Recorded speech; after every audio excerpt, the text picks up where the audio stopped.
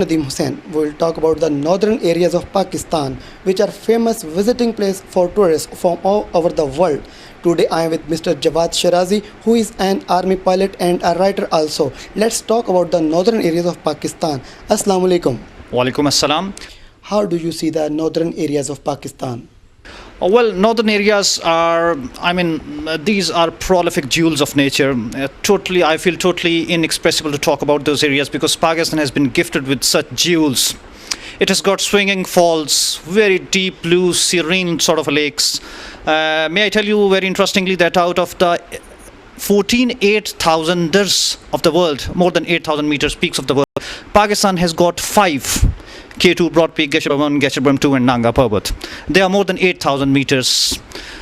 And above than this, there are falls, rivers, mountains. It's got adventure, it's got fun. It is full of entertainment, fun, adventure, greenery, and everything a tourist can yearn for.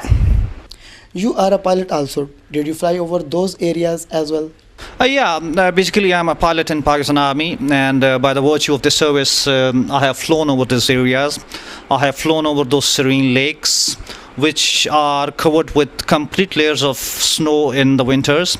I have flown over those glaciers, which are full of adventure, and I have flown over the very rocky, slendery sort of rocks. And I've flown over a varietyful areas. This includes the Osai Plains, which is the biggest plains of the world, as a matter of fact. They range from 12 to 15,000 feet, and by the virtue of it, this make the highest plains of the world.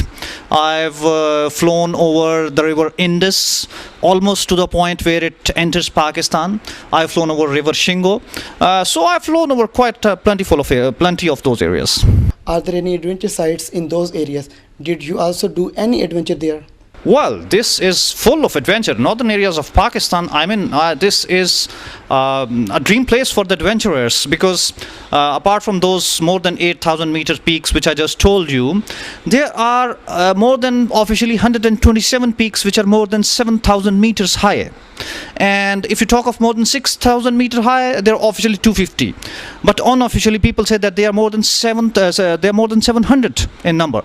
So this is quite a lot of adventure which is there in those areas. And apart from it, this area offers quite varietyful sort of rock climbing, especially the extension of K2 series. It extends to K3, K4, K5 and K6. Just near K6 there's a camping site known as Sideshow, and in season it's filled with tourists all over the world, especially the foreign tourists who come for the rock climbing. And there are plans to do some sort of rafting over river Shingo and river Indus, which are still in pipeline, but this area is still full of adventure.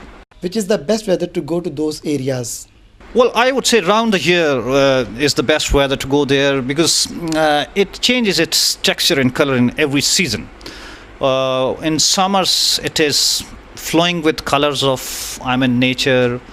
But in winters, it's covered with snow, and the snow is, mind you, 2 to 3 feet high in Skardu, which is the main hub of the northern area cities. And the Dosai Plain, I was just talking, they get covered by a layer of snow, amounting to hundreds of feet. So it's quite varietyful to suit those areas in winters. But if you are just a tourist and you want to go with family, I would say that summers is the best season to go there, starting from maybe 1st of June to 30th September. Because sometimes there's a huge snowfall in winters and it continues till June that the road infrastructure is not open there. So best time to go starts from June and ends in maybe 30th September or 15th October. Is security situation good for tourists there? Well, absolutely. Let me tell you with complete honesty that security is very good there. Actually, there's a misconception and a confusion amongst the viewers that whatever wrong is whatever wrong is happening in Pakistan is in the north of Pakistan. No, it's not in the north of Pakistan. The north of Pakistan comprises of Gilgit and Baltistan, and they have Gilgit and Skardu as the major cities. And never that any terrorist activity has happened there, never that any bomb blast occurred there, whatever misdoings or whatever terrorist activities are happening, that is towards the northwest. That is not the north. So north is peace. It is sane. It is absolutely security-wise free to go. I would say it is very good as far as security is concerned. You are a good writer also. Could you please tell something about this? Oh, well, I had a profound interest in literature, and that made me a very, very good friend of Mr. Mustansir Hussain Tarar, who is a very, very famous.